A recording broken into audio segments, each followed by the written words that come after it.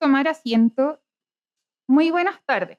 En nombre del primer Tribunal Ambiental, sean muy bienvenidos a la tercera fecha del ciclo de coloquios dedicados a la reforma a la institucionalidad ambiental, que continúa hoy con la reforma a la Superintendencia del Medio Ambiente.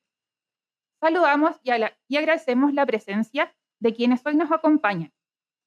El abogado procurador fiscal del Consejo de Defensa del Estado, señor Alfredo Larreta Granger.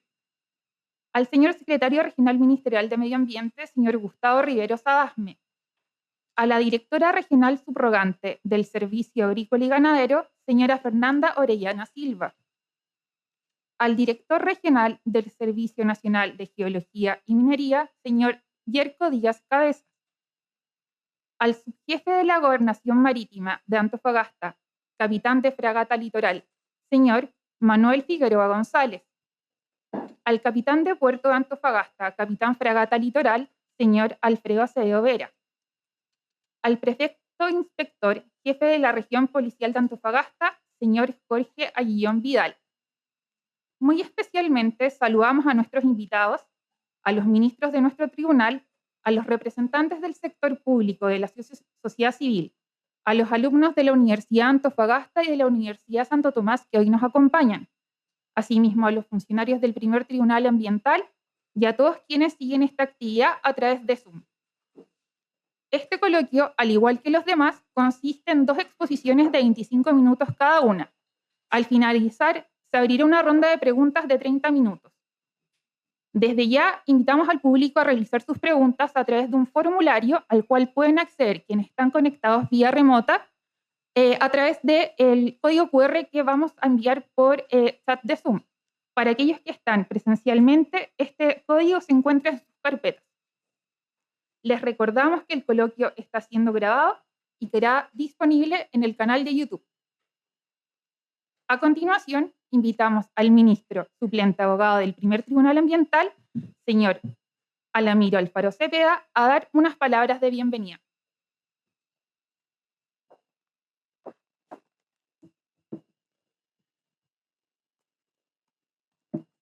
Buenas tardes. Les doy la bienvenida a este tercer ciclo de coloquios del primer Tribunal Ambiental dedicado en este año a los proyectos de reforma a la institucionalidad ambiental. En esta oportunidad nos reunimos para debatir acerca de las modificaciones a la Ley Orgánica de la Superintendencia del Medio Ambiente. Este proyecto comprende diversas materias relevantes, considerando modificaciones en la gestión de denuncias, la creación de un procedimiento sancionatorio simplificado, el fortalecimiento en materia de fiscalización, así como un aumento del catálogo de infracciones y del tope de las multas. Para ello, contamos con los profesores Rosa Fernanda Gómez y Jorge Femenías, quienes nos brindarán sus opiniones y alcances al respecto. La fiscalización y el cumplimiento de la normativa ambiental y de los instrumentos de gestión constituyen uno de los pilares fundamentales de nuestra institucionalidad. Desde su creación y el inicio de su potestad de fiscalización y sanción, la Superintendencia de Medio Ambiente ha incrementado progresivamente sus capacidades y ha mejorado el estándar de cumplimiento ambiental. Es en el ejercicio de estas potestades, en que el control judicial se presenta como su principal contrapeso, asegurando que sus actos se ajusten a derecho. Esta relación ha permitido a lo largo del tiempo establecer criterios para el ejercicio de estas potestades, tanto de un punto de vista procedimental como de fondo, aportando la mejora de la debida fundamentación de los actos administrativos. Finalmente, agradezco a todos los presentes, en particular a los profesores Rosa Fernanda Gómez y el profesor Jorge Femenías, por su disposición y por los comentarios que nos entregarán, los cuales sin duda serán relevantes para enriquecer la discusión en estas materias. Muchas gracias.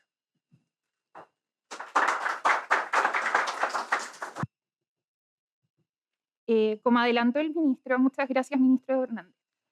Durante el último tiempo, la institucionalidad ambiental ha enfrentado importantes transformaciones consolidando a la Superintendencia del Medio Ambiente como un ente clave en la protección del medio ambiente.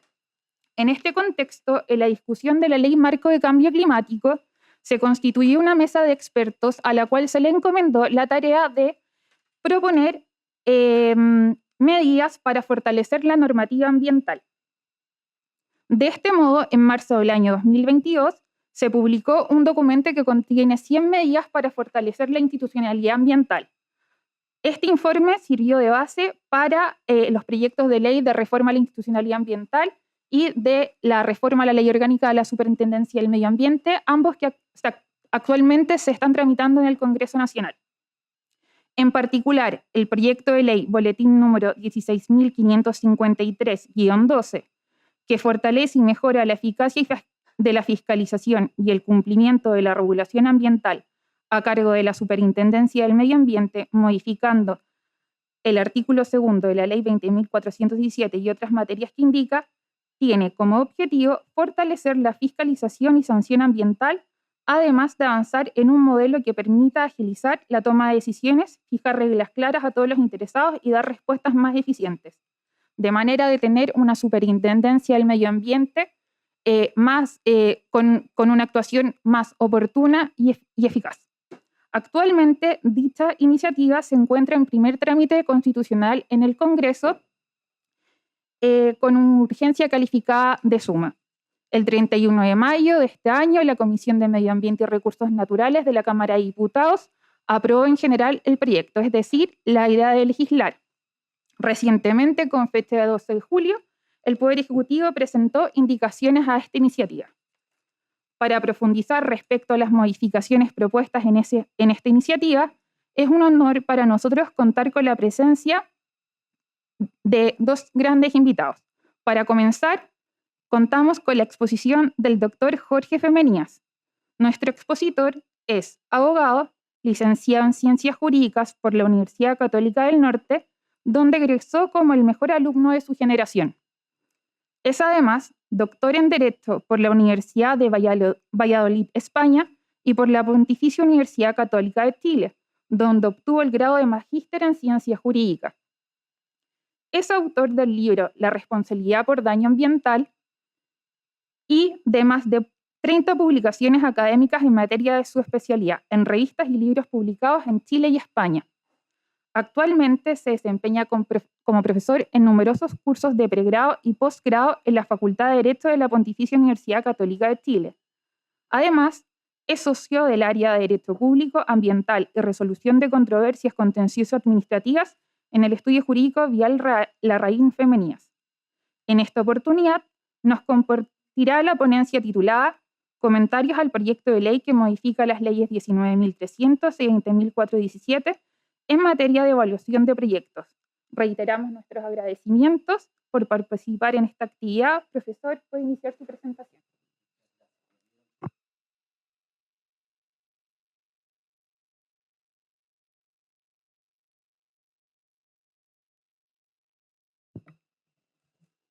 Bueno, muy buenas tardes a todos. Comienzo por agradecer a la señora ministra presidenta del Tribunal Ambiental por la gentil invitación, a los ministros, a las autoridades presentes, a los alumnos, a los invitados. Por supuesto que también agradezco el honor de compartir una testera con la profesora Rosita Gómez. La primera reflexión que me queda es el dicho, el papel aguanta mucho. Mientras leía a nuestra guía Karen, yo me sonrojaba de estas cosas, no crean nada de lo que dice mi currículum ni nada. Se excedió, bastaba con que dijera que era profesor de Derecho Ambiental. Así es que no, suena medio abrumador, pero nada, no es más que las ganas que llevo desde hace ya un tiempo largo de estudiar estas cosas.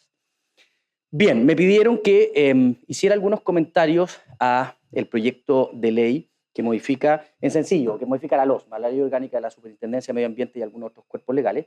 Y voy a partir con un disclaimer. El 12 de julio estaban las indicaciones, que por supuesto me leí recién en el avión ahora, no había tenido un minuto, y entonces varios de los comentarios que haga me regocijo en que algunos fueron dichos en la cámara y lo recogieron, y habrá algunos otros que quede medio desfasado, yo lo voy a ir diciendo en su minuto. Bien, ¿cómo sintetizamos este proyecto? A mi juicio, creo que tres ideas son las que deberían rescatarse. El primero es que propone modificaciones valiosas, eso no cabe la menor duda. Es un proyecto que tiene ideas que podrían generar mejora a la actual legislación. Ahora, a mi juicio, otorga unos poderes exorbitantes a la Superintendencia de Medio Ambiente y eso, desde luego, que genera cierta inquietud, al menos desde el mundo académico. Y lo tercero, y probablemente es lo más preocupante, suena duro como está hecho ahí, pero a mi juicio tiene errores sustantivos, tiene errores de constitucionalidad, tiene errores de afectación de principios penales, como el de tipicidad, que son aplicables, matizados, como se dice siempre, a nuestra legislación sancionatoria y por lo tanto generan aún mayor grado de preocupación en algunas de las esferas o espacios académicos en los que hemos podido conversar. Vamos a lo primero, nos dividimos los temas. Yo comenzaré hablando de la gestión de denuncias. Les dejé escrito el artículo allí para que pudieran mirarlo, qué sé yo, 10 segundos. Este es el nuevo artículo 21 que se propone con respecto a cómo se gestionarán las denuncias. ¿Qué problemas tiene ese artículo a mi juicio? En primer lugar, el nuevo artículo obliga a la Superintendencia de Medio Ambiente a responder dentro de 10º día. Es decir, usted va a presentar una denuncia y la Superintendencia va a tener que responderle dentro de 10 días su opinión sobre esta denuncia. Estoy simplificando en el lenguaje, digamos. Tendrá que analizar en su mérito y ver. Bueno, aquí, y lo hablamos con los ministros y la profesora, hay que hacer acto de realidad. Es un dato objetivo que hay denuncias infundadas. Eso no es el mundo ideal. Hay denuncias infundadas. Y yo frente a eso le estoy imponiendo una nueva carga a la Superintendencia de Medio Ambiente, que no tiene personal, que no tiene presupuesto, de que va a tener que ejecutar acciones para responder en un plazo de 10 días. Entonces, de nuevo, me voy a tomar la libertad de mi rol de académico. El niño símbolo del decaimiento del procedimiento administrativo de la Superintendencia, el plazo es eterno, y frente a eso, nosotros le vamos a decir, mira, ahora tienes más carga. En 10 días tienes que responder todas las denuncias que te ingresen. Pero me parece que desde el punto de vista de la técnica legislativa eso genera más problemas, o de la política pública, si se quiere. Lo segundo, la reserva de la identidad del denunciante frente a motivos calificados. Cuando yo agrego ese tipo de conceptos, que denominamos conceptos jurídicos indeterminados, es decir, un concepto que es capaz de adelantarme una realidad, pero no agotarla, me enfrento a lo que conocemos como la discrecionalidad administrativa. Entonces, ¿qué es calificado? ¿Cuándo es calificado el motivo? Eso lo va a definir una vez más la Superintendencia, que nuevamente a mi juicio ya tiene suficientes potestades discrecionales. Saber cuándo es calificado o no la circunstancia que acredita que el denunciante no aparezca es de nuevo otorgar mayores potestades discrecionales. Luego dice, se aumentan las garantías y derechos del denunciante sin que exista una contrapartida respecto del encartado. Hay una eterna discusión entre los profesores de Derecho Administrativo Sancionador y decimos, ¿tengo derecho yo, sujeto pasivo, a conocer o no la denuncia? ¿Usted, Rosita, cree que sí o no? Ya, Rosita también va a isoletar. Entonces, algunos creemos que sí, porque es lo único que me permite a mí conocer todos los antecedentes y articular debidamente mi defensa, y hay otros que creen que no, que basta con que yo le comunique los cargos. Sea como sea, tome la decisión que quiera el legislador, lo cierto es que si le doy más garantías al denunciante, ¿por qué no le voy a dar más garantías al denunciado? Y la garantía que uno está pidiendo y echa de menos es conocer el contenido de la denuncia. ¿Y por qué quiero conocer el contenido de la denuncia? Porque a mí mismo me va a permitir proporcionarle antecedentes a la autoridad para que advierta que esto es infundado, que es temerario, que busca otros fines que no tengan que ver con la protección ambiental. No veo en qué perjudica, en la medida que sea anónimo el denunciante, que yo pueda conocer la denuncia que ha dado origen a estas acciones de fiscalización en mi contra. Luego, el reclamo respecto del archivo, es decir, el proyecto lo que busca es que si es que se archiva la denuncia, el denunciante va a poder reclamar ante los tribunales ambientales. Vuelvo a preguntarme, ¿voy a obligar a la Superintendencia de Medio Ambiente ahora a que tenga que ir a defender el archivo de sus denuncias a los tribunales ambientales? Yo sé que es valiosa la participación ciudadana, el principio de cooperación, pero lo que estamos diciendo con esto es que ahora la Superintendencia no solo va a tener que defender cuánta cosa ya tiene que defender, sino que además la decisión que adoptó de archivar una denuncia. Y luego, no me parece en el punto que si es que la denuncia está archivada por motivos eminentemente técnicos, que es lo que va a hacer la autoridad, los particulares pudieran tener mayores motivos técnicos que le permitieran cuestionar esa decisión de la autoridad. E insistimos, es solo una denuncia. Y luego, en tercer lugar, el análisis económico del derecho ha demostrado esto, les cito a Posner, a los que quieran ir a mirar, la excesiva y justificada judicialización. A mayor juicios, más ineficiente es mi sistema. Si mi sistema administrativo regulatorio funciona bien, tengo menos juicios. Esto va a aumentar judicialización y, por lo tanto, generar ineficiencia en el sistema. Ineficiencia de tiempo, inversión de los jueces, de los ministros. El mantenimiento de la condición de interesado, bueno, los abogados lo saben muy bien. Cuando se presenta una denuncia ante la Superintendencia de Medio Ambiente y esa denuncia da origen a un procedimiento administrativo sancionador, ese denunciante pasa a ser un interesado en el juicio. Es una parte más. Y yo, sinceramente, me pregunto, ¿qué interés puede tener un tercero de que se castigue a otro? Lo que busca la potestad sancionatoria es castigar, de nuevo nos discutimos más con menos, pero con fines de prevención general y especial. Yo lo castigo a usted para que usted no la vuelva a fregar y lo castigo a usted para que todos vean que si ustedes se hacen eso le van a pegar. ¿qué interés puede tener un tercero con que eso pase? Me parece que el tercero se agota el interés cuando pongo en conocimiento de la autoridad, colaboro con la autoridad y la autoridad sigue. Me parece y veo difícil que haya un interés ambiental en ese tercero en que usted lo castigue. Ok, no está de acuerdo conmigo, el tercero tiene que estar, es una de las gran ganancias. Las profesoras del otro lado del río, decimos nosotros, de la Universidad de Chile, me van a decir, no, pero es que esto es regresivo, ok. Pero yo les vuelvo a preguntar otra cosa. ¿Cómo solucionamos los problemas procesales? Porque resulta que yo parto un procedimiento administrativo siendo castigado por la SMA y termino en la Corte Suprema de tercero coadyuvante con la Superintendencia de Medio Ambiente.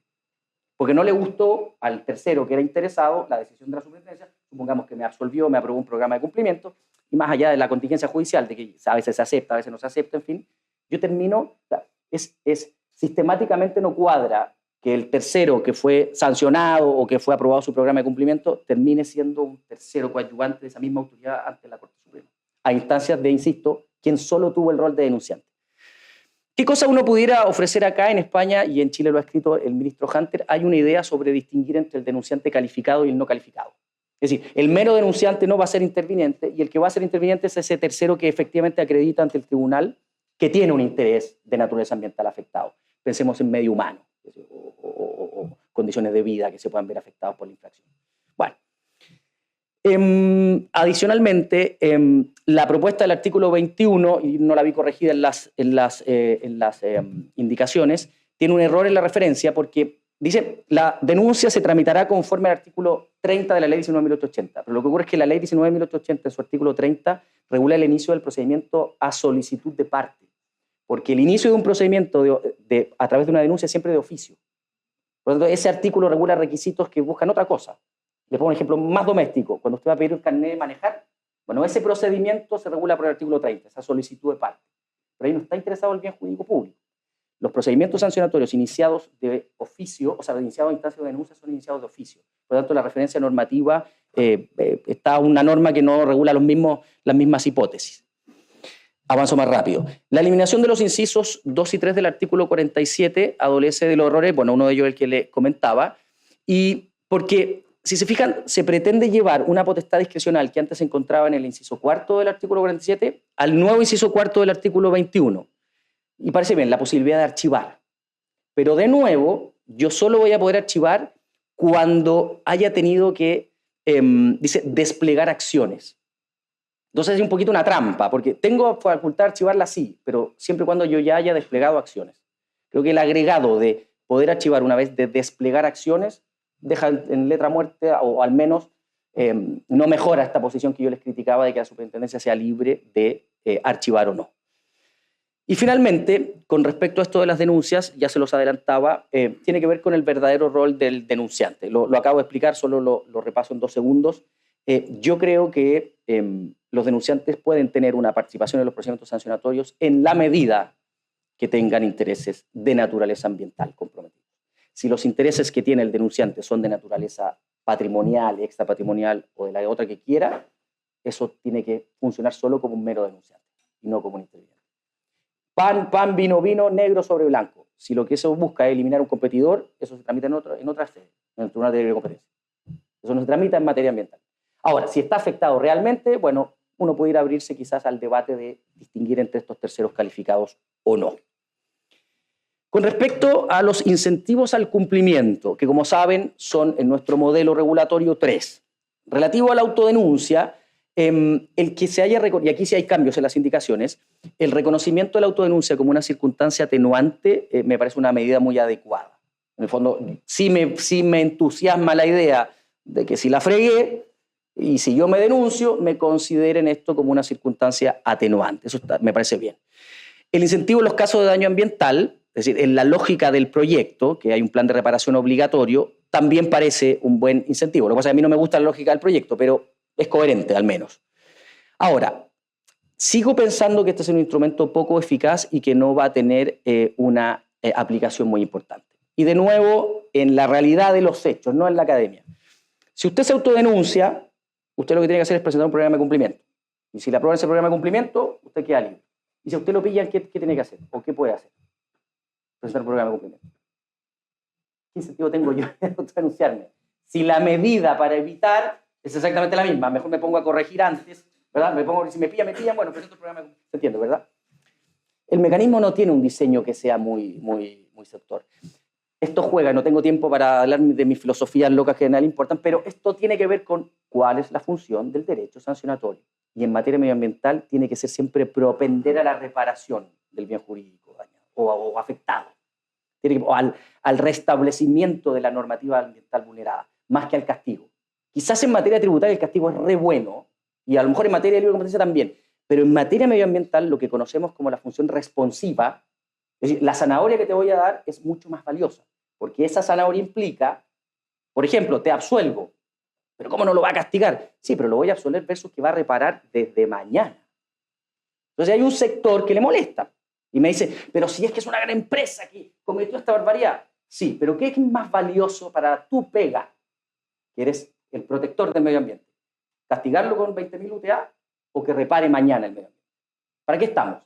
Bueno, a lo mejor uno me dice, al otro lado del río, no, hay que castigar y que repare. Bueno, en un mundo ideal, en Finlandia. Con respecto a... bueno, y por lo tanto ahí sugería yo, quizás un aporte sería que el programa de cumplimiento que presento al tenor de una autodenuncia no se me entienda considerado para efectos de presentar un programa de cumplimiento por una infracción. Es decir, yo no puedo presentar un programa de cumplimiento si ya presenté uno antes, le voy a resumir la hipótesis, 3 años anterior a eso. Es más compleja, tiene más hipótesis, pero bueno. Bueno, que me digan, si tú lo presentaste con una autodenuncia, sigue tu bala de plata del programa de cumplimiento, si te vuelvo a pillar, sigue vigente. Ahí podría haber un incentivo, quizá. Con respecto a los programas de cumplimiento, no sé cómo queda el plazo, la Rosita me estaba soplando, propuesto que eran de 15 días, lo modificaron. Así de 15. Me pasó un plazo insuficiente. Yo no preparo un programa de cumplimiento 15 más 15 en 30 días, no lo preparo. Y eso nos ha llevado a una práctica administrativa que es presento la observación 1 y ahora llevamos con la observación 4. Entonces, eso genera disonancias. Mejor sinceremos. El programa de cumplimiento tendrá un plazo para presentarse dependiendo de la naturaleza de las acciones que se vayan a desarrollar de hasta 180 días, qué sé yo, no tengo idea. Dependiendo de la naturaleza de lo que se vaya a pedir. Y lo sincero, porque no se hace un programa de cumplimiento en 30 días, o sea, en los casos fregados. El impedimento de presentar el programa de cumplimiento frente a hipótesis de daño, claro, esto es como, ya casi lo quiero como a un hijo, este argumento. Esa hipótesis es regresiva e injustificada. ¿Qué dice el proyecto? Si a usted le formulo cargos, y dentro de los cargos yo le estoy imputando ocasional de daño ambiental, no puede presentar programa de cumplimiento. Y de nuevo, está siendo grabado, tengo que ser muy sutil como lo voy a decir. Esta es una antigua pretensión de la actual Superintendencia de Medio Ambiente, que siempre lo escribió en un artículo, siempre ha querido esto. Pero resulta que hoy la jurisprudencia ya votó esta teoría. Los tribunales ambientales han resuelto reiteradamente, salvo 1 o 2 fallos creo, que esa consideración de no presentar un programa de cumplimiento cuando te imputo cargos con daño ambiental, en primer lugar, vulnera la presunción de inocencia. Si yo solo te he formulado cargos con daño ambiental, ¿por qué no te he condenado por una infracción que generó daño?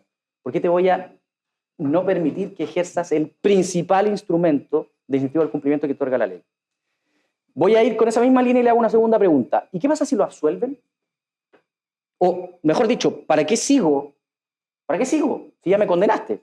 Y si me absuelve, o sea, yo no te pude prestar el programa de cumplimiento y terminaste absolviéndome de la sanción. Eso es comportarme con respecto a ti como un condenado antes de que haya sido condenado. Y por eso vulnera la presunción de inocencia. Y con respecto al principio regresivo, yo nunca lo he entendido la hipótesis, porque lo que yo le estoy ofreciendo a la autoridad es repararlo ahora. Le estoy diciendo, mira, sabes que sí, ya, ok, cometí la infracción. Y te presento este programa para empezar a reparar en un mes. Y la autoridad me dice, no, espere que se tramite todo el procedimiento, que lo sancione, que usted me presenta. Hay un plan de reparación que tiene que irse al CEA, no entiendo. Bueno, en el proyecto nuevo permiten presentar un plan de reparación, no, me obligan a presentar un plan de reparación y eso como que lo compensaría. Pero nuevamente eso tiene otros problemas de constitucionalidad que espero, así como voy de lento, alcanzar a decirles. Luego, la precisión en la corrección de los efectos de la infracción. El nuevo inciso segundo del artículo 42 indica que se deben corregir los efectos de la infracción y yo sugiero agregar si existieren, porque hay muchas hipótesis en las que los efectos de la infracción ya no existen. Las propias condiciones de resiliencia del medio ambiente los han eliminado. Y aquí viene la nueva pregunta. Si no están los efectos, ¿tengo que castigarte igual? ¿Cómo te voy a impedir presentar? ¿O tienes que hacerte cargo de un algo hipotético? Viene de luego con lo que les comenté con el principio de adicionalidad que quieren. Con respecto a las causales de impedimento de presentarlo, me parece correcta la eliminación de los programas de gradualidad, porque tales programas no existían en Chile, entonces está bien, hay una buena corrección de técnica legislativa. El plazo máximo de tramitación de 6 meses, sí lo cambian a 6 más. 6 más. Claro, no se va a tramitar en 6 meses, ni en 12 probablemente. Entonces, ¿de qué me sirve poner esa norma? Yo quiero que opere, de verdad quiero que esto se tramite en 6 meses, máximo 12, entonces póngale una regla de silencio positivo. Si es que no resuelve en 6 meses la autoridad, me tiene aprobado el programa de cumplimiento. De nuevo, se ríe la ministra, es que a lo mejor no quiero eso, pero no me pongas un plazo con el mantra que empezamos todos los que nos dedicamos al derecho público, los plazos no son fatales para la administración. Dictamen de la Contraloría. Pero si no son fatales, ¿de qué me sirve poner 8 meses, 10 meses, 12 meses? Si queremos que la autoridad administrativa corra, bueno, entonces ponemos una regla de silencio positivo y yo le aseguro que ahí no se les va a pasar el plazo. O ponemos incentivos al estilo de las compras públicas donde las demoras influyen en las remuneraciones de los funcionarios. Y allí también a los funcionarios de alguna manera tienden a no querer que se pasen los plazos porque los afecta directamente. Yo no les digo lo que digo ni de lejos, que lo toman de un humilde profesor de provincias, pero no es un dogma. Lo que yo digo es sincero en la discusión. Quieren que los programas de cumplimiento se aprueben en 6 meses, entonces esa regla no sirve.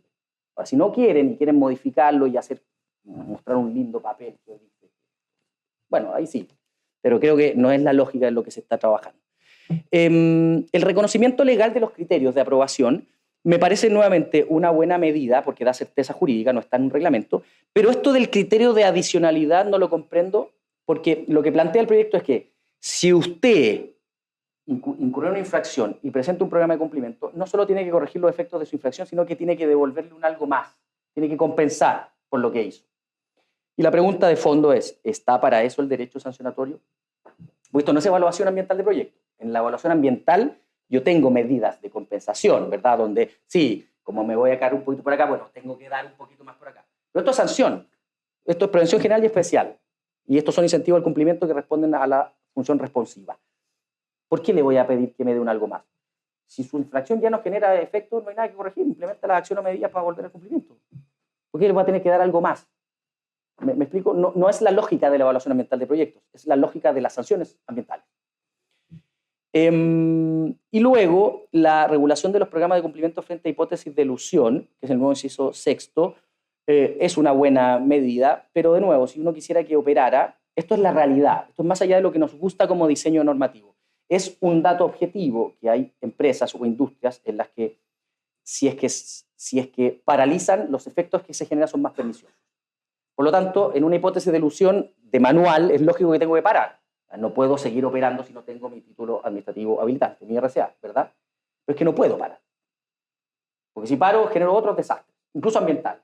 Entonces, asumiendo esa realidad, yo creo que uno pudiera complementar esta norma diciendo podrán seguir funcionando en la medida que no generen nuevos efectos al medio ambiente, en la medida que hayan contenidos cabalmente y se acredite así los efectos que se ocasionan al medio ambiente y en un plazo breve, etcétera, etcétera, cosa que tenga una muñeca administrativa la superintendencia para poder permitirte seguir funcionando mientras estás regulando, te estás evaluando ambientalmente. Esto lo tienen que tomar, esta idea tiene que ir de la mano del tiempo que demora la evaluación ambiental de los proyectos en Chile. Tampoco que no son 60 y 120 días. No funciona así, no. Entonces, asumiendo esa realidad, una bodega importante, industrial, y no tengo que seguir funcionando, porque no genero otro tipo de conflicto. Ok, tiene que asegurarme que usted tuvo todos los efectos, que no generan nuevos efectos y que ingresa en un plazo de 20 días, 15 días, ingresa a evaluación. Creo que podría mejorarse esa norma, que insisto, tiene una buena base. La corrección normativa en el momento en que se produce la suspensión es el nuevo inciso octavo, anterior inciso cuarto. Eso genera una inconsistencia con el plazo para presentar los descargos, porque la suspensión del procedimiento administrativo se produce desde que apruebo el programa de cumplimiento. Y entre que lo presento y lo aprueban, transcurrieron, le aseguro, que más de 30 días, de hecho, ni siquiera 20, o ni siquiera 15 más 7, 22, mucho más que eso. Por lo tanto, en realidad la suspensión no castiga entre medio, pero los titulares a veces se ven obligados a tener que presentar descargo igual, que es perder tiempo, ¿no? quizás la norma debería ser que la suspensión es al momento de presentar el programa de cumplimiento, con algún agravado, y aquellos programas de cumplimiento que se presenten de manera temeraria o con solo efecto de eludir, podrán aplicarse el doble de las multas, qué sé yo. Pero que se genere la realidad, suspendo en el minuto en que presento. La presentación de los programas de cumplimiento sobró por algunos de los cargos, vi que las indicaciones vienen más o menos acogidos, me parece que por motivos de eficacia y eficiencia debería ser así. Y finalmente el reconocimiento de la naturaleza jurídica de acto terminal del acto que aprueba el programa de cumplimiento nos va a resolver a todos dolores de cabeza, porque no vamos a tener sentencias de la Corte Suprema que un lunes me dicen que no, que el me dicen que sí, que no lo agoté. Bueno, es acto terminal, se puede reclamar, puedo llegar a la Suprema. No pasa nada, o pasa mucho, con lo que resuelva tercera sala. Si está bien, lo que pasa es que el lunes no pueden decirme que este acto terminal y el jueves decirme que no lo es. Eso es lo que genera los problemas de falta de certeza jurídica. Esto al menos da una seguridad, dejando contento a quien sea y a quien no. Los planes de reparación, el plan de reparación anticipado, insisto, puede ser una buena medida, pero requeriría de ajustes. La obligatoriedad del plan, el que yo, frente a una hipótesis de infracción con daño ambiental, lo obligue a presentar un plan de reparación, es derechamente inconstitucional. Por las mismas razones que acabo de explicar. Porque usted todavía no lo condena, y le acaban de formular cargos. Entonces, ¿cómo lo voy a obligar a usted a presentar? ¿Para qué sigo el procedimiento? Si usted comete, le imputa una infracción con daño ambiental, deberá presentar un plan. O sea, ya no me defiendo más. No hay procedimiento. Tengo que presentar. Lo peor que me puede ocurrir es que me multes y que además me apliques una medida. ¿Para qué? No puede ser así. No puede ser obligatorio hasta que no exista un acto administrativo terminal a firme que sí constate, declare o indique que yo he cometido un daño ambiental. Y luego, el rol del daño ambiental, por contraintuitivo que les parezca a algunos, es bastante secundario en el derecho sancionatorio. Es más, lo puedo sancionar a ustedes sin daño. No necesito el daño para sancionar. El rol del daño ambiental está en las acciones de reparación de daño ambiental. Ahí es el alfa y el omega. En el derecho sancionatorio me sirve para determinar la naturaleza jurídica de la infracción, gravísima o grave, en el modelo actual, en lo nuevo que quiere cambiar, y para graduar el quantum. Eso es toda su función. No, en definitiva, el injusto va a ser mayor si generaste daño, pero aunque no lo generes, te puedo sancionar igual porque hubo una desviación de la normativa. Por lo tanto, el darle un rol preponderante en el proyecto solo veo que debilita aún más la acción de reparación por daño ambiental. Las observaciones por parte de los interesados, de nuevo, miren cómo los proyectos de ley, hay 3 corriendo. Entonces, me dicen, en el proyecto de ley que modifica la ley 19.300, dicen, tiene que haber carga dinámica de la prueba, porque los particulares no tienen ni los recursos, ni la expertise, ni el conocimiento para poder tramitar estas acciones de daño ambiental. Y muchos que están acá probablemente piensan eso. Pero en este proyecto me dicen que ese mismo particular tiene la posibilidad de reclamar de la decisión de la Superintendencia de Medio Ambiente que aprobó el plan de reparación. Pues ¿cómo es la cosa? Mismo proyecto, misma ministra, mismo presidente. ¿Los particulares tienen o no tienen expertise?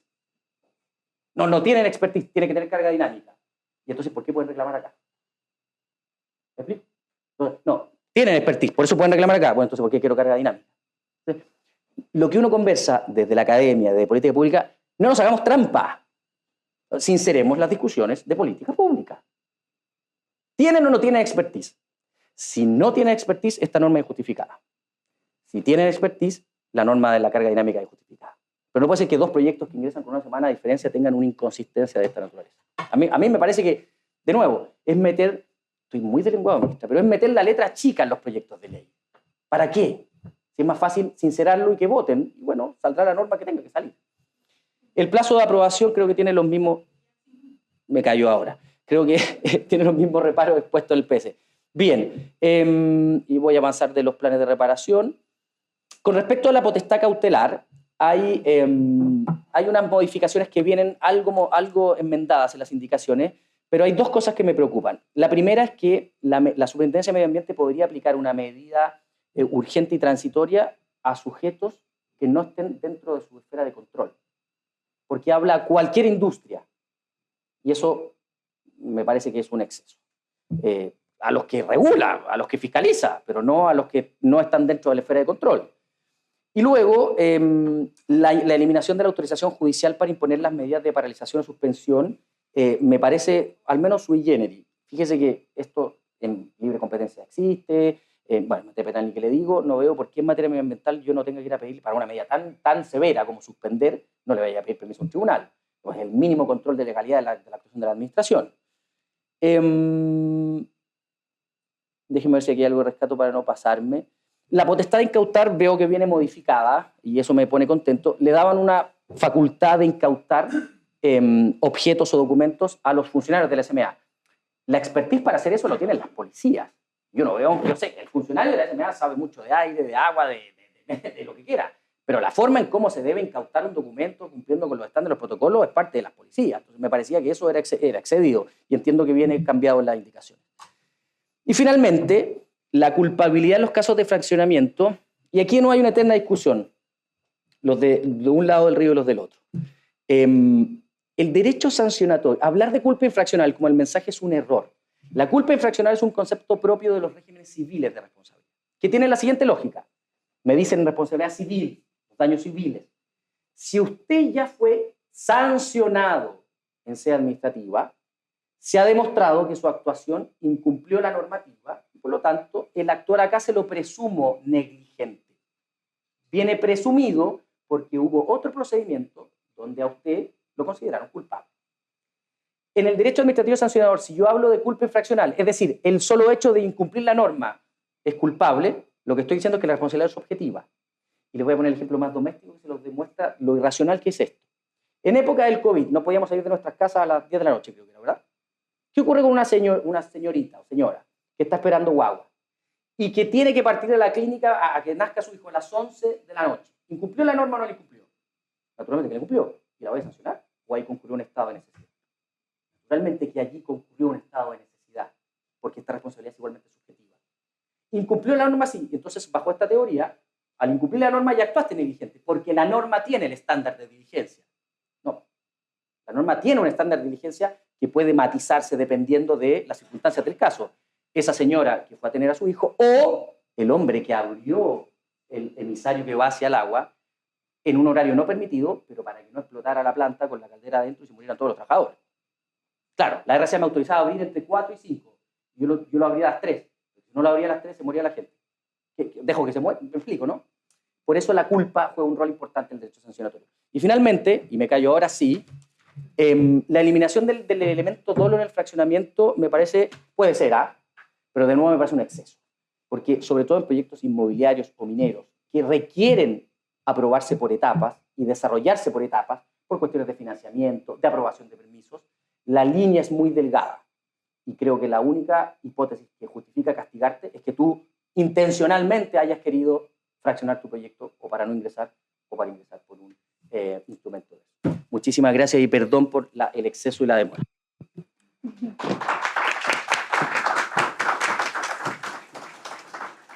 Muchas gracias, profesor Femenías, por su exposición y por explicarnos más en detalle materias tan relevantes como la gestión de denuncias, los mecanismos de incentivo al cumplimiento, la potestad cautelar y casos de culpabilidad y la culpabilidad en casos de fraccionamiento. A continuación, es el turno de la doctora Rosa Fernanda Gómez, quien nos ofrecerá su ponencia titulada Análisis a las reformas al procedimiento sancionatorio de la Superintendencia del Medio Ambiente. Nuestra expositora es abogada, licenciada en Ciencias Jurídicas y Sociales de la Universidad de Talca. Es doctora en Derecho por la Pontificia Universidad Católica de Valparaíso. Además, es magíster en Derecho con mención en Derecho Regulatorio por la Pontificia Universidad Católica de Chile. Es autora de 2 libros titulados Infracciones y sanciones administrativas y Discrecionalidad y potestad administrativa sancionadora, y de publicaciones académicas que abordan distintas materias del ámbito regulatorio. Actualmente es presidenta de la Asociación de Derecho Administrativo de Chile. Además, es Senior Counsel y miembro del área de Derecho Público y Mercados Regulados en el Estudio Jurídico Guerrero Olivos. Podemos destacar finalmente que nuestra expositora es investigadora y académica de programas de posgrado en la Pontificia Universidad Católica de Chile, en la Pontificia Universidad Católica de Valparaíso y en la Universidad de los Andes. Profesora, ¿la esperamos en el hall? Ya. Brindemos un aplauso a nuestra invitada.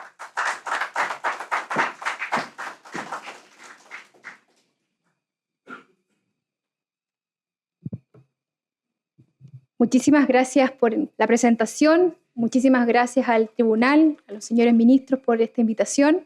Para mí siempre es un agrado venir a Antofagasta. Mi marido y mi familia política es de acá, así que es un tremendo placer venir a esta ciudad y más aún a hablar de sanciones administrativas, que creo que me identifica la misma pasión que Jorge por este tema. Así que feliz de estar acá y precisamente contarles de este proyecto de ley que en principio uno cuando ve y analiza los sistemas sancionatorios, normalmente como académicos, solemos mirar las deficiencias que tiene o las oportunidades de mejora que tiene cada sistema. Entonces, cuando me comentaron sobre este proyecto de ley, dije, bueno, qué buena oportunidad para superar muchos de los conflictos o de esas oportunidades de mejora que uno, con el quehacer y a 10 años ya de entrada en vigor de esta superintendencia puede detectar. No obstante, luego entramos en un cierto pánico cuando vemos que aquellas mejoras no tienen quizás el rumbo que uno esperaría de cara a los distintos conflictos que se viven a diario en los tribunales ambientales.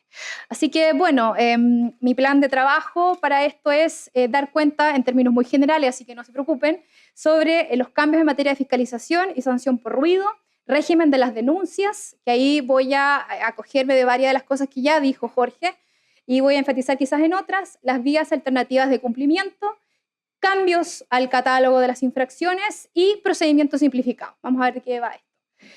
Antes que todo, quiero que nos detengamos un segundo a observar cuál es el título que tiene este proyecto de ley para darse cuenta que los verbos rectores son fundamentalmente fortalecer y mejorar.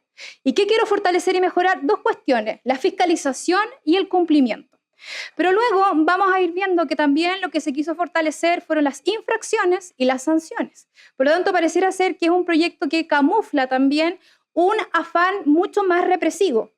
De hecho, muchos de los autores que han criticado el proyecto de ley no comprenden por qué ahora tenemos una regulación en materia de delitos económicos y además estamos intentando fortalecer las sanciones en materia ambiental. Vamos a ver a continuación que las sanciones en este sentido se duplican en muchos de los casos. Por ejemplo, las infracciones gravísimas ya no tienen como techo máximo las 10.000 unidades tributarias anuales, sino que el doble, que son 20.000 unidades tributarias anuales. Así que, dicho eso, ¿y en qué está este proyecto? Bueno, ingresó en enero, como ustedes ven ahí, y actualmente está en su primer trámite de discusión constitucional a fecha 24 de julio. Una de las cuestiones que uno siempre se pregunta cuando ve este tipo de reformas es, ¿hay dinero o no hay dinero? Y si ustedes se fijan en el informe financiero económico de este proyecto de ley, está ahí. Solo plantea un aumento de 18 funcionarios a lo largo de 3 años. Y los que son parte de un servicio público o de una institucionalidad saben que no necesariamente es posible trabajar con una escasa cantidad de funcionarios. Y en mi opinión, un aumento tan precario como 18 funcionarios para toda la reforma que se quiere implementar es sumamente insuficiente. Y además es mentiroso, porque al final del día, ¿cuál es el aspecto más crítico que tuvo la superintendencia el día de hoy? Que no es capaz de dar abasto a nivel país para las fiscalizaciones y sanciones de todos sus funcionarios. Y por eso, Contraloría, en un informe de auditoría, lo que precisamente le planteó fue eso. Oiga, usted tiene ahí, bajo la mesa, archivadas denuncias. ¿Qué ha hecho con ellas? Han pasado 2, 3 años y usted no ha hecho nada. Y sin ir más lejos, el segundo Tribunal Ambiental ya sancionó de decaimiento la demora entre la fiscalización y la formulación de cargos. Por lo tanto, si pasa un tiempo prolongado sin que usted haga gestiones después del informe de fiscalización y no formula cargo y espera el último día de prescripción de las infracciones, decaimiento de la etapa de fiscalización. Eso tiene muy preocupado a la superintendencia. Y bueno, con mayor razón, se están cargando el sistema de fiscalización, que en principio no tiene plazo, salvo el de la prescripción. Pero la superintendencia estaba tranquila pensando en que podía llegar al límite de los 3 años y recién formular los cargos. Lo que le hace el Tribunal Ambiental ahora, el segundo, es decirle, no, usted tiene que ser más diligente. Y si no lo logra hacer con los funcionarios que hoy tiene, no sé si lo va a lograr con 18 más. Y además a esto hay que indicar que va a requerir de más sistemas informáticos. Esos sistemas informáticos cuestan la generosa suma que ustedes ven señalada allí. Bueno, dice por 2 años. Pero bueno, ¿y quién se va a encargar de la mantención de los sistemas? ¿Es que los vamos a crear y nadie los va a mantener? ¿Y qué pasa si hay problemas de ciberseguridad o ataques informáticos? Bueno, eso también requiere de ingenieros y de informáticos capacitados para poder hacerse frente a toda esa nueva tecnología. Por lo tanto, en mi opinión, es un poco mentiroso el informe económico financiero, que muchas veces se camufla simplemente para que ingrese el proyecto. Pero yo creo que esta cantidad de dinero no es suficiente. Y piensen aún más en las distintas obligaciones. Ya Jorge nos decía, aquí agregaron una etapa más, admisibilidad de la denuncia. En 10 días. En 10 días. O sea, yo ni siquiera escribo un paper en 10 días. O sea, en 10 días es un plazo 2 semanas. En 2 semanas la superintendencia va a tener que declarar si la denuncia es admisible o no admisible. Es un plazo sumamente limitado. Y eso también da cuenta de que se intenta sostener o aplicar la misma regla a situaciones que pueden ser muy diversas. Quizá una denuncia por ruido en una RCA puede ser declarada admisible o no en 10 días. Pero si llega una denuncia dando cuenta de que en Ollagüe hay un problema ambiental que implica 20 infracciones, ¿seré capaz de hacerme cargo de ese problema en 10 días? ¿Por qué no establecer plazos proporcionales de admisibilidad? ¿O por qué ponerme la soga al cuello con una admisibilidad? Si basta las medidas de fiscalización o eventualmente de revisión de esa denuncia. Y bueno, además va a tener que la superintendencia ahora encargarse de la gestión, seguimiento y evaluación de todas las medidas de corrección que adopte. Por lo tanto, en cada proyecto, en cada denuncia que se adopte medida de corrección, también voy a tener que tener a personal para eso. Luego voy a tener que dictar instrucciones, voy a tener que dictar una nueva estrategia de cumplimiento ambiental. También, bueno, la versión original del proyecto indicaba que la superintendencia podía crear procedimientos, cuestión que las indicaciones del 12 de julio se suprimieron. ¿Ustedes se imaginan un organismo público creando procedimientos? Como dice Jorge, eso es absolutamente inconstitucional según la Carta Fundamental. Y luego, bueno, dictar la estrategia que tiene que ser cada 4 años. Pero no es que cada 4 años sienta a mis funcionarios ahí, sino que tengo que estar preparando la estrategia al año 1 para que al año 4 ya esté preparada y luego irla renovando cada cierto tiempo. Por lo tanto, sinceramente, 18 funcionarios, yo creo que no llega. Bueno, hecho esa pequeña advertencia, ¿cuál es el fundamento del proyecto? Bueno, fortalecer a la superintendencia y entregar un marco institucional que permita hacerse cargo de las falencias y aspectos a mejorar identificados durante los 10 años de su vida. En concreto, busca, y quizás el principal tema, es hacerse cargo de la gran cantidad de denuncias que tenía la superintendencia, fundamentalmente por ruido. Vamos a ver que las denuncias por ruido abarcan más o menos el 47,5% de los ingresos o presentaciones al año que recibe esta superintendencia. Por lo tanto, la mitad del trabajo de la superintendencia viene a hacerse cargo de los ruidos de los pubs, de los gimnasios, de los centros deportivos. O sea, ese ruido molesto, que sin duda es molesto, pero quizás no compromete gravemente al bien jurídico medio ambiente.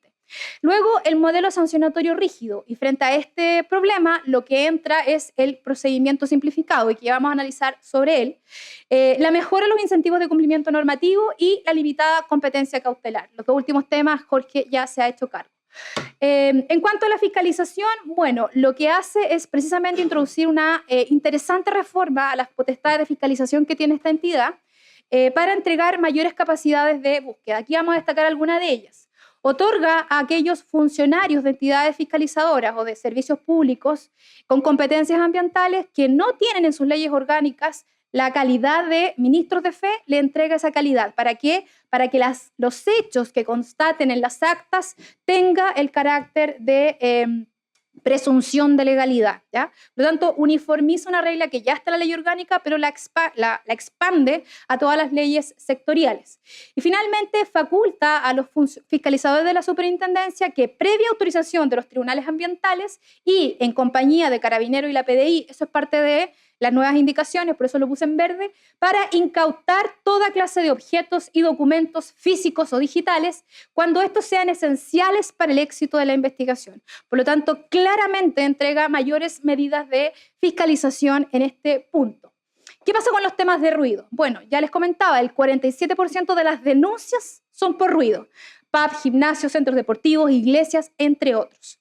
Este es el nudo gordiano de la superintendencia. De hecho, ese informe de auditoría del cual les había comentado daba cuenta del retraso en la tramitación de las denuncias. ¿Y cuáles denuncias? Precisamente las denuncias por ruido. Entonces, la superintendencia cree que es una muy buena idea que todo el tema de ruidos pase a fiscalización de las municipalidades, como si ya no tuvieran más problemas, vamos a que las municipalidades fiscalicen las denuncias y todas esas denuncias van a parar a policía local, para que sea el juez de policía local que se encargue de determinar si hay un incumplimiento y sancionar. Bueno, yo no tengo nada en contra de los jueces de policía local, pero si uno revisa el procedimiento sancionatorio de la SMA versus el procedimiento de la ley de tramitación ante el juzgado de policía local, como decía Jorge, yo veo una disminución de garantías. ¿Ya? Entonces, estamos pasando un problema de ruidos, que es un problema no menor, que es un problema que genera gran parte del movimiento de la SMA, a las municipalidades. Y sinceramente yo, en mi opinión, veo ahí un abandono o una cesión de competencia. Yo creo que ese tema va a quedar en nada. Las municipalidades, día a día, las leyes les van entregando más competencias. Y yo creo que acá, sinceramente, no van a estar capacitadas para resolver esto. Además, con Jorge veníamos conversando. Una persona que sea denunciada por un ruido molesto en policía local no va a poder presentar un programa de cumplimiento. A diferencia de lo que ocurre si ese mismo ruido es en el contexto de una resolución de calificación ambiental, porque ahí sí mantiene competencia la SMA, cuando son ruidos en el contexto de una RCA. Pero si es cualquier otro ruido, va a ser competencia casi un lío vecinal. ¿Qué multas podrá imponer el juez de policía local con toda esa discrecionalidad que tienen los jueces de policía local para sancionar? Hasta 5.000 unidades tributarias mensuales. Y sin criterios para determinar el quantum de la multa. O sea, si ustedes revisan la ley de policía local, no tiene criterios para determinar el quantum de la sanción. De hecho, el juez normalmente lo llama a una audiencia y ahí va resolviendo oralmente qué sanción le pone. Y bueno, ¿cuánto? 1.000, 1.100, 1.200. Casi con una arbitrariedad que es bastante delicada. El segundo tema, el régimen de la denuncia. Aquí tenemos cuáles son los cambios más relevantes. Ya Jorge mencionó algunos. Primero, los medios de presentación de las denuncias van a ser de manera presencial o por medios digitales. La admisibilidad, que este es un nuevo trámite que se agrega en esta fase, es de 10 días. ¿Ya? O sea, yo recibo la denuncia hoy y tengo 10 días para declarar si es admisible o inadmisible. Luego, los resultados de esa denuncia a la persona denunciante se deben informar en un plazo máximo de 90 días. Aquí hay una variante. Anteriormente el plazo de 60, ahora son 90. Y finalmente, lo que decía Jorge también, existe la posibilidad de que en casos calificados el denunciante pueda solicitar la reserva de identidad. ¿Y durante qué momento? Durante toda la etapa de fiscalización o de investigación hasta inclusive la tramitación del procedimiento sancionatorio. O sea, durante toda esa etapa, el denunciante va a aparecer como anónimo. ¿Cuáles son los problemas o los comentarios que se pueden hacer en relación con esto? Primero, ¿para qué agregar este tema de la admisibilidad de la denuncia? Primero, le agrega mayor carga a la SMA en un plazo muy acotado y finalmente, esa resolución que se pronuncie sobre la admisibilidad o inadmisibilidad es un acto administrativo de aquellos que son recurribles ante los tribunales ambientales. Por lo tanto, ya no solo vamos a recurrir del archivo, como decía Jorge, sino que también yo podría recurrir del acto que declara admisible o inadmisible mi denuncia. Por lo tanto, agregamos una cuota de mayor litigiosidad en esta etapa. Luego, la forma de presentación de la denuncia, acá vemos cómo el legislador no es muy feliz, dice de manera presencial. ¿Pero eso qué significa? ¿Que yo voy a la SMA y simplemente lo hago de manera oral o escrita? Aquí basta decirlo escrita ante el tribunal o de manera presencial. Yo sinceramente no sé qué quisieron decir ahí. O por medios electrónicos. Allí hay que tener cuidado porque la norma, y de hecho parte de las indicaciones se hace cargo en el artículo 2º transitorio, de que hay que tener cuidado con la implementación de la ley 21.180 de reforma o de tramitación electrónica de los procedimientos administrativos, porque precisamente puede incidir en la forma de presentación de las denuncias. Luego, con la reserva de identidad, uno puede pensar que hay casos calificados en que efectivamente la reserva de identidad sea necesaria, ¿ya? Y de hecho existen leyes en materia de funcionarios públicos donde esa reserva de identidad ha sido consagrada en textos legales, la ley 21.592 del año pasado. Pero también hay que tratar de establecer reglas de equilibrio. ¿Qué pasa con el denunciante temerario? Aquella persona que denuncia per se, que simplemente quiere hacer a veces daño o que no tiene mayores argumentos, o que tiene algún afán de venganza, algún afán represivo. ¿Cómo controlamos eso?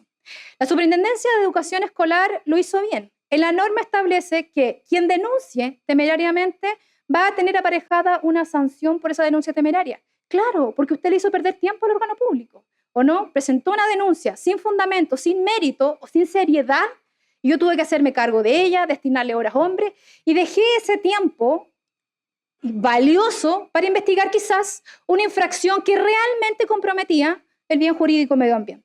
Por lo tanto, esto se dijo, de hecho yo lo dije en la discusión de la Cámara, y a mí me parece una buena idea. Porque claro, también le entrega un mayor nivel de seriedad a las denuncias y sin duda, yo creo que si tuviéramos esta norma, los problemas de ruido que tiene la superintendencia hoy día disminuirían mucho más. Y allí lo coloqué con verde, qué pasó con el principio de oportunidad, porque pese a que no venían las indicaciones del 12 de julio, sé que se está discutiendo la incorporación de una norma similar al 170 del Código Procesal Penal en materia de medio ambiente. Y sin duda, en mi opinión, es necesaria. Siempre, y de hecho hay pronunciamientos de los tribunales ambientales donde han dado acogida al principio de oportunidad, porque seamos sinceros, transparentemos, como dice Jorge, ¿es posible perseguir todas las infracciones? O sea, en pandemia, por favor, levante la mano quien no incumplió ninguna norma sanitaria. Alguien que sacaba al perro fuera del horario o que no pedía los permisos. O sea, es que todo al final del día somos infractores. Y la Seremi no estaba detrás de cada uno de nosotros tratando de sancionarnos. Y lo mismo ocurre en materia de medio ambiente. Es que los recursos son limitados, el personal es limitado. Y realmente tengo que destinar mis recursos a aquellas infracciones que son más graves y que comprometen el bien jurídico protegido. ¿Y por qué no aplicar el principio de oportunidad en aquellos ilícitos que son menores, de bagatela, o donde el particular está dispuesto a subsanar rápidamente su infracción? Si eso ocurre en derecho penal, ¿por qué no ocurrir aquí? ¿Por qué nos causa tanto escozor el principio de oportunidad? Si en derecho penal ocurre, ahí donde está la máxima garantía, ¿por qué no acá? Entonces, esa es una discusión que, en mi opinión, creo que está por venir. El tercer punto, vías alternativas de cumplimiento. Acá, el artículo 34 bis nuevo agrega la posibilidad, y esta es la idea de fortalecer el cumplimiento. ¿Ya? Este va en el verbo y en el título del proyecto de ley. Y se introducen vías alternativas de cumplimiento a la sanción cuando se trate, entre comillas, así lo dice la ley, desviaciones normativas de menor entidad. Uno se pregunta, bueno, ¿qué es una desviación normativa de menor entidad? Y la propia ley, de hecho, en una de las indicaciones se intentó corregir, porque se hablaba de infracciones a la normativa ambiental y ahora se corrigió y se dejó disconformidad con el instrumento de carácter ambiental respectivo. Es un juego de palabras, al final del día es un incumplimiento normativo, ya está. Lo que pasa es que no lo quisimos catalogar como infracción y le pusimos un nombre distinto, disconformidad. ¿Cuáles son los requisitos? Bueno, que no exista una afectación al medio ambiente, a la salud de las personas, ni un riesgo significativo de afectarlos. O sea, la posibilidad de que usted alcance una medida alternativa de cumplimiento, yo la veo bastante reducida. Y luego, ¿cuáles son estos mecanismos de corrección temprana? Bueno, darle una carta de advertencia, si usted lo vuelve a hacer, yo ahí sí que lo voy a sancionar, planes de corrección u otros instrumentos que no están señalados en la ley y que quedarán entregados a una instrucción que va a emitir la Superintendencia de Medio Ambiente, donde va a indicar cuáles son estas otras medidas correctivas. ¿Qué comentarios se pueden hacer al respecto? Bueno, solo se pueden adoptar estas medidas correctivas en la etapa de fiscalización o hasta el informe de fiscalización. En mi opinión, me parece que deberíamos abrir el espectro. Quizás también al inicio del procedimiento, al momento de formular cargos, también se podrían adoptar medidas correctivas si lo que yo quiero es realmente el cumplimiento normativo. Luego, la improcedencia tiene tantas causales de improcedencia que también hacen muy difícil que procedan. Si yo 3 años antes de la solicitud de esta medida he sido sancionado con infracciones graves y gravísimas, o si he incumplido alguna vía alternativa o un programa de cumplimiento. Por lo tanto, el reducto que tiene el infractor o el potencial persona que actuó con disconformidad al ordenamiento jurídico es sumamente limitado. Esto se debe adoptar por resolución fundada. ¿Y qué plazo tiene usted para cumplir esta medida? 6 meses. Y de hecho la norma dice que si la infracción denunciada o la disconformidad no es capaz usted de asumirla o subsanarla dentro de los 6 meses, no se va a poder disponer. Por lo tanto, si usted ve posible subsanar en 1 año, claramente no va a poder acceder a la medida alternativa. Eventualmente allí se hizo caso a algunas de las observaciones que habíamos hecho durante la discusión, se amplió a 6 meses, o sea, tenemos 12 meses para eventualmente hacernos cargo de esto. ¿Quién fiscalizará esto? Nuevamente la superintendencia con los 18 funcionarios adicionales que va a tener y mediante una resolución fundada, o sea, otra resolución fundada más, tendrá que dar por finalizado y cumplida esta medida alternativa cuando yo evalúe que esa medida que ha finalizado es idónea, eficaz y oportuna. Por lo tanto, es tan complejo el tema de la adopción de esto y tan limitado que, como ya lo adelantaba, en mi opinión me parece letra muerta y yo creo que las posibilidades de aplicar una medida como esta, que tenía un buen fin, prácticamente van a ser inoficiosas. Y lo otro es interesante porque aquí estamos en la etapa de fiscalización, donde decimos, mire, usted tiene en realidad 6 meses para adoptar la medida de corrección. Pero ¿qué pasa si esa fiscalización inició por denuncia? Ojo, recuerde usted que tiene 90 días para informar los resultados del denunciante. Pero por otra parte, si yo me acojo a una medida alternativa de cumplimiento, tengo hasta 1 año. Por lo tanto, ahí no conversa la norma de los 90 días, donde yo debo informar los resultados del denunciante, con el año que eventualmente le puedo entregar al infractor para que adopte esta medida alternativa. Y luego, bueno, aquí también vinculado con las medidas alternativas, este título trata este deber que tiene la superintendencia de emitir instrucciones y un plan una estrategia de cumplimiento. En mi opinión, allí sería ideal que si la norma se mantiene con eso, se consultara a la ciudadanía en orden a esos textos normativos, porque claramente los sujetos regulados están interesados en decir algo. Cambio al catálogo de infracciones, me quedan solo 2 temas, voy a ir rápido. Se modifica el catálogo. Acá, ¿cuáles son las novedades más relevantes? Primero, se agregan más infracciones. ¿Infracciones a qué?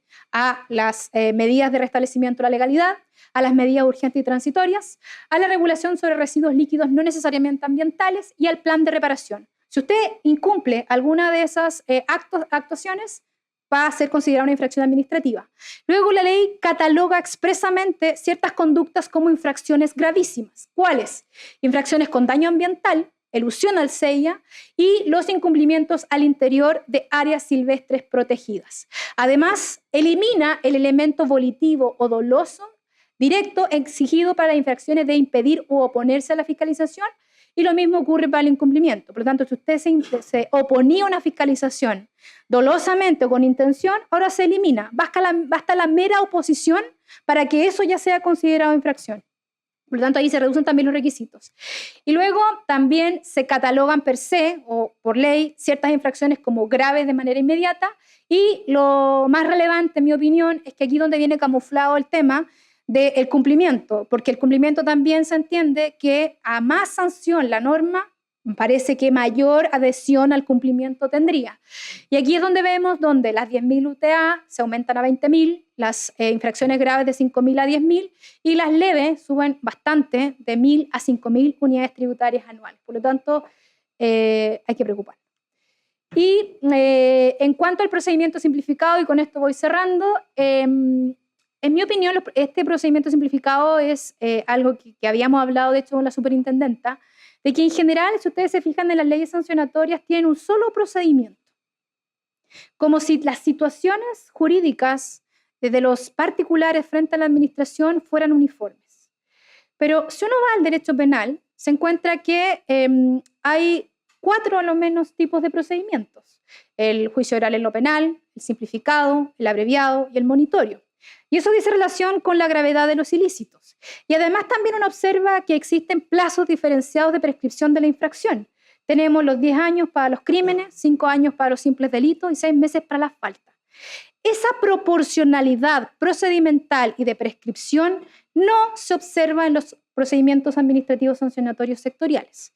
Y por eso uno puede ver cómo la autoridad ambiental tramita el ruido molesto de una iglesia, de igual manera que el derrame de cientos de litros de hidrocarburos en el mar. ¿A ustedes les parece proporcional utilizar el mismo procedimiento? No, porque el despilfarro de recursos es enorme.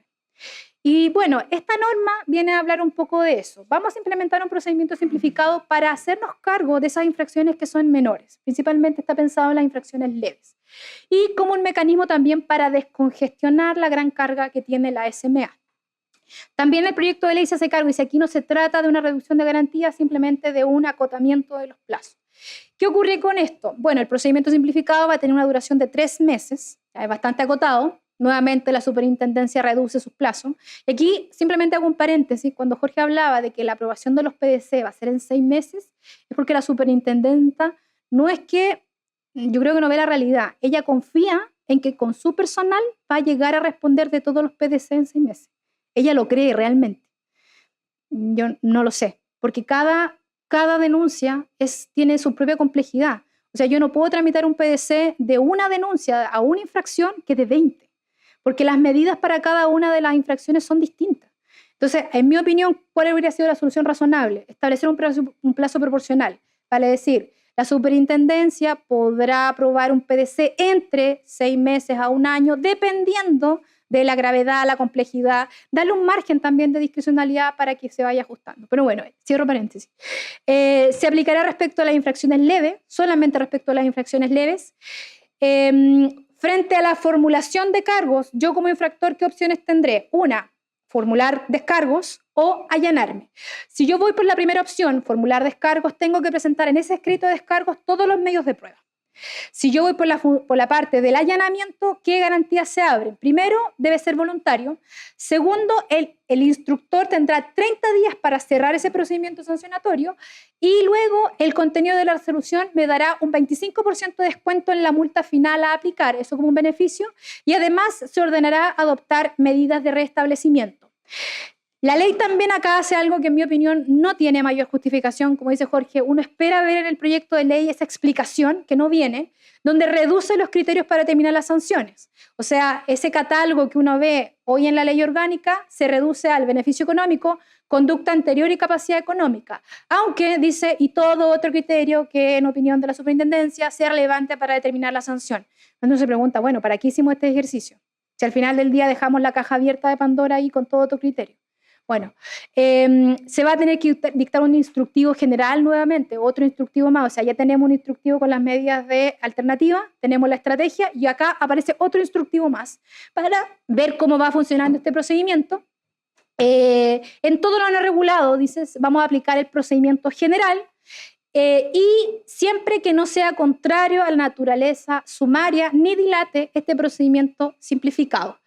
¿Cuáles son las limitaciones? Bueno, si usted es denunciado y tiene 2 infracciones leves, pero además le formulan cargos por 2 graves, va a aplicarse la regla del procedimiento general. Por lo tanto, descarta la aplicación del simplificado.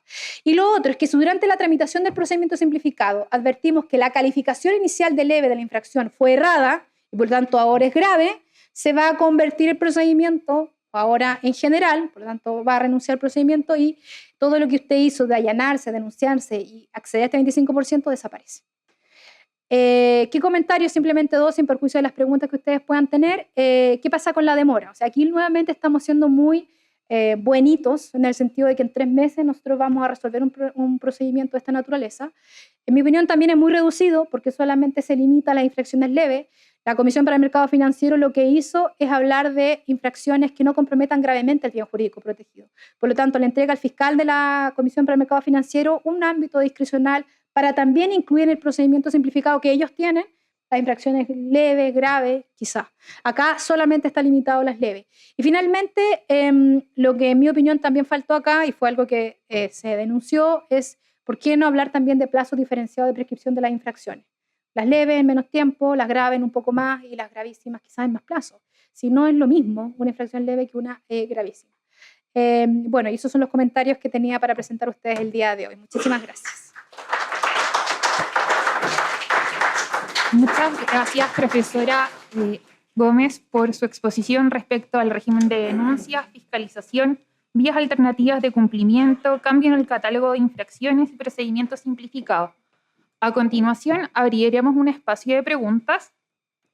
Recordamos que pueden formular preguntas a través del código QR que estamos enviando por el chat de Zoom y que también está disponible en las carpetas de las personas que están presencialmente en la actividad. Para comenzar, hay una pregunta dirigida al profesor Femenías. Profesor, usted mencionó que el proyecto de ley otorga poderes exorbitantes a la Superintendencia del Medio Ambiente, recordando que durante la tramitación de la reforma a la institucionalidad ambiental, que culminó con la dictación 20.417, a propósito de este mismo punto, surgió la necesidad de contar con tribunales ambientales que sirvieran como contrapeso a los poderes de la Superintendencia del Medio Ambiente. ¿Qué mecanismos cree que es importante mejorar o incorporar en este proyecto de ley en particular? Bien. A ver, yo creo que hay 2 cosas. La primera, que es un esfuerzo para el legislador, es evitar el uso excesivo de conceptos jurídicos indeterminados. Significativo, gravemente. En la medida que yo me genero una mejor técnica legislativa que precise muy bien lo que está pensando, esa discrecionalidad se reduce. Y lo segundo, que tiene más que ver con los tribunales, es interesante, se ha hecho poco el análisis del artículo 30 de la ley 20.600, que tiene que ver con toda esta idea, para los que no son abogados, en sencillo. Los tribunales ambientales, al momento de resolver, no pueden reemplazar o sustituir la decisión que tomó la administración. Eso tiene una explicación histórica muy larga que se remonta a Montesquieu con la separación de poderes, y no le voy a dar esa lata, tranquilo. Pero eso me lleva a un eterno loop, porque vuelvo a cometer la infracción, vuelvo a reclamar y vuelvo al tribunal ambiental. Hasta que la Corte Suprema se aburre, borra todas las normas del derecho procesal y a mí me resuelve y zanja la discusión. Probablemente esa norma del artículo 30 debiera tener una revisión severa y si hay un control de legalidad de la actuación por parte de los tribunales, bueno, el tribunal tendrá la potestad de poder dictar sentencia de reemplazo en determinados casos. Y eso zanjaría las discusiones de manera mucho más inmediata. Yo entiendo el respeto hacia la discrecionalidad y hacia los aspectos no normados de la actuación de la administración. Pero insisto, lo hemos asumido y lo abrazamos todos como un dogma y yo creo que el efecto loop, el que solo te puedo decir que lo hiciste mal, vuelve a hacerlo, termina por en el fondo, al final le deja espacio a los abogados para que pesquen las leguleyas y ganen y no permita resolver las cuestiones de fondo de verdad. Creo que esas dos cosas, desde el legislador, que mejore el uso de la técnica y evite el concepto jurídico indeterminado, o que lo disminuya, y desde el punto de vista de los tribunales, lo que compete a los tribunales, que haya una revisión del artículo 30 de esa norma. Me parece, no sé, así al voleo de lo que me pregunta. Profesor, ¿usted quisiera complementar? Sí, pero dos cosas que me soplaron por el chat comunitario. La primera es que en las indicaciones del 12 se mantuvieron las multas originales.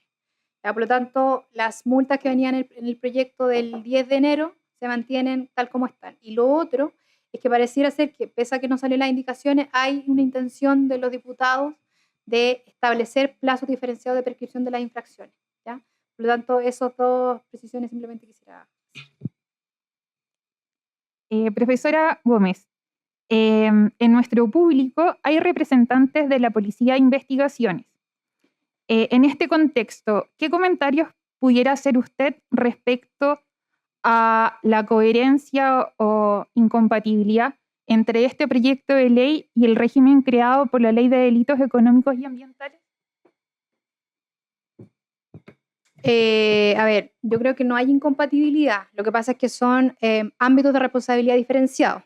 Por una parte, las policías van a actuar bajo las órdenes del Ministerio Público para la calificación de cualquiera de los delitos económicos que se puedan suscitar, por ejemplo, el fraccionamiento de proyectos para el ingreso al sistema de evaluación de impacto ambiental. Pero por cuerda separada, las policías, en este caso Carabineros o la Policía de Investigaciones, tendrá el deber, si el tribunal así lo determina, de acompañar a los fiscalizadores para efecto de determinar si concurre una infracción administrativa. Eso no quita a que eventualmente en un acto de fiscalización yo también pueda advertir la comisión de un delito. Pero eso ya será materia de los funcionarios, tanto de la SMA como de la Policía de Investigaciones, de hacer las denuncias correspondientes. Pero teniendo presente que son dos ámbitos infraccionales diversos. De hecho, la denuncia ante el Ministerio Público no obsta a que de igual manera se va a perseguir la responsabilidad en sede administrativa. El Código Penal acá se modificó, el artículo 78 bis, lo que establece es la plena compatibilidad entre la persecución penal y la persecución administrativa. Lo que sí permite es una regla de compensación al final del día, vale decir, si el juez penal impuso una pena pecuniaria por una infracción penal, un delito penal, esa sanción o multa se va a compensar con la eventual multa que se imponga en sede administrativa. Y al revés, si es en sede administrativa, cuando por primera vez se impone la multa, el juez penal tendrá que considerar esa multa al momento de determinar. Vale decir, aquí nos cargamos el non bis in idem, pero se establece que al final del día, lo menos, se va a compensar matemáticamente las multas impuestas, ¿ya? Así que en principio no veo incompatibilidad, sino que son procedimientos que irían por cuerdas separadas. Muchas gracias, profesora Gómez. Bueno, en nuestro público también hay varios representantes de órganos que tienen competencia en materia de fiscalización ambiental, aparte de la Superintendencia del Medio Ambiente. En este contexto, quisiéramos preguntarle al profesor Femenías qué comentarios tiene respecto al proyecto de ley. Si pudiera explicar con mayor detalle, ¿se mantiene el régimen actual o cambia? Y la modificación que se plantea, como le explicó la profesora Rosa Gómez, qué importancia pudiera tener, por ejemplo, en materia de los hechos que se consignan en un acta. Bien, antes de eso voy a aprovecharme y yo veo una incompatibilidad entre la ley, de la pregunta entre la ley de delito económico y esta. ¿Alguno que ejerza como abogado le recomendaría autodenunciarse por una elusión a un cliente hoy? Digamos, usted sabe que la ley, ahora la elusión es un delito penal, ¿verdad? Yo estoy acá modificando la autodenuncia, quiero fortalecer esto, y usted le va a recomendar a su cliente, mire, vamos a salvarnos de lo ambiental, pero va a caer el Ministerio Público mañana a meterte preso. O sea, ahí tiene un botón de muestra de estas inconsistencias. Además de la inflación regulatoria, lo dijimos al comienzo de esto, como esta ley de los delitos se hizo en pandemia, les decía todo, mientras más fortalezco lo penal, más enflaquezco, no sé si existe la palabra, pero bueno, debilito los sancionatorios. O sea, eso es una regla. Mientras más hago fuerte este monstruo penal, más. Y teníamos una institucionalidad, que no digo que sea un lujo, pero sí una muy buena institucionalidad que venía funcionando bien, consolidándose. Esta ley genera inconsistencias de ese tipo, pero severa. De hecho, por ejemplo, no regula con la elusión, pero no regula qué ocurre con el fraccionamiento, que son medios primos hermanos. O sea, hay espacio ahí bien, no regula el non bis in idem desde la óptica, o sea, sí tiene una salida, pero no es satisfactorio. Bien, ahora sí le respondo lo que me preguntaba. Con respecto a las potestades de fiscalización, voy a mirar aquí de hecho mi torpeo, el literal X del artículo 3 de nuevo es que le otorga a la superintendencia la posibilidad de pronunciarse sobre obligaciones de seguimiento. Es una invasión grotesca a las competencias del SEA. O sea, ¿quién tiene que interpretar la resolución de calificación ambiental? Es el Servicio de Evaluación Ambiental, no la Superintendencia de Medio Ambiente. Yo no le puedo decir a la superintendencia qué va a ocurrir. O sea, yo superintendencia no le puedo decir al SEA cómo debe interpretarse esa condición o esa medida establecida en la RCA. El hecho, y esto es bien antiguo también el derecho sancionatorio, de hecho es del derecho sancionatorio antiguo, el hecho de que lo que se consigna en un acta constituya plena prueba ya es bien cuestionable, en general. Es un resabio que antiguamente se complementaba con el solvet et repet, o sea, además tenía que pagar para poder reclamar. Todo eso ha ido evolucionando y no queda muy bien. Ahora, el que esa potestad lo tengan ahora los organismos subprogramados ya parece un exceso absoluto. O sea, no.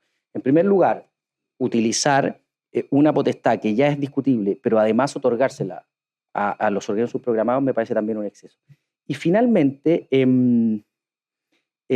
con esta idea de poder incautar respecto de documentos esenciales, yo le aseguro que lo que es esencial en la primera región no lo va a hacer en la 10ª, lo que es en la metropolitana no lo va a hacer en Valparaíso. O sea, de nuevo, que otorgarle al funcionario determinar qué calificaciones, qué es lo esencial y no, es una cuestión que va a generar más problemas que soluciones, creo yo. Eso.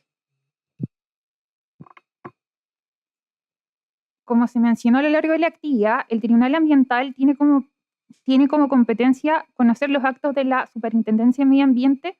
Muchas de las reclamaciones que llegan a conocimiento de los tribunales tienen que ver con materias de ruido. Por eso es sumamente interesante la modificación propuesta en materia de distribución de competencias entre la Superintendencia de Medio Ambiente y los juzgados de policía local. En este contexto, tenemos una pregunta del público que nos acompaña vía Zoom.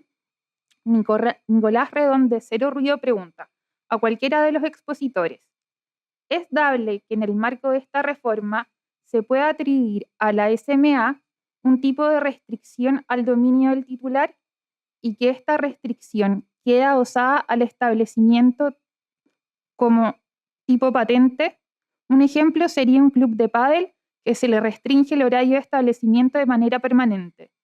¿Sería posible asignar una potestad de este tipo en el derecho chileno o chocaría con el derecho de propiedad y las potestades de las municipalidades, por ejemplo, en materia de rentas o de la dirección de obras municipales? Muchas gracias.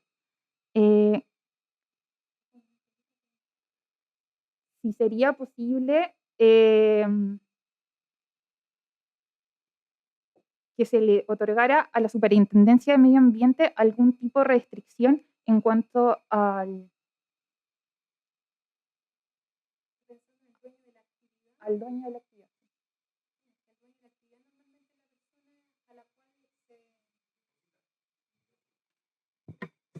Sí, en general lo que acá se persigue es la responsabilidad de, el que ejecute la actividad. Por lo tanto, si yo soy dueño de una propiedad y eventualmente la arriendo a una empresa, a un tercero, esa persona que está realizando la actividad va a ser directamente responsable frente a la comisión del ilícito. Ahora, también existe la posibilidad de que puedan perseguir mi responsabilidad como propietario en orden a que yo dejé al particular de realizar esa actividad y no le puse límites en orden a que tiene que respetar las normas de ruido vigentes en el ordenamiento jurídico. Eso ha pasado, yo no sabría decirlo, quizás acá los miembros del tribunal tienen más experiencia, eso ha pasado quizás en otros ordenamientos, donde, por ejemplo, en agua se persigue una responsabilidad mucho más sistémica de los infractores. Acá se persigue la responsabilidad de quien comete la infracción, pero eso no escapa a que yo pueda perseguir también la del propietario, insisto, por no haber realizado las labores de diligencia o las labores de fiscalización del contrato que yo estoy ejecutando. Esto es distinto a lo que ocurre en derecho penal. Por ejemplo, en derecho penal, si yo arriendo una propiedad y en esa casa hay una trata de blancas, por ejemplo, no voy a ser responsable yo como propietario del delito que se está cometiendo allí. Pero en derecho administrativo esos límites a veces no quedan del todo claros y precisamente cuando hablamos de los matices, a veces se puede perseguir la responsabilidad también del dueño de la propiedad, como yo lo he visto en derecho de aguas, por ejemplo.